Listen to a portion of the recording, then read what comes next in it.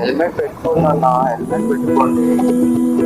నేను ఏమంటానంటే, మనం 3 lakhs 4 lakhs 2 lakh ఇలా పెట్టేసి బైక్ తీసుకుంటాం అనమాట.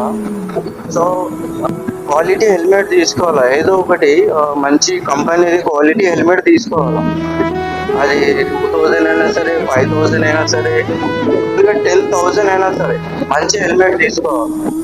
హెల్మెట్ ఉంటే మనం సేఫ్ ఉన్నామన్నమాట.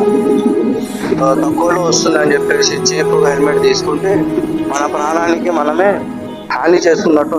అంటే ఏదైనా యాక్సిడెంట్ అయినా కాలు చేతులు విరిగిపోయినా సెట్ అవుతుంది.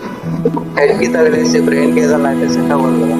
సో దానికి మంచి క్వాలిటీ హెల్మెట్ తీసుకోవాలి.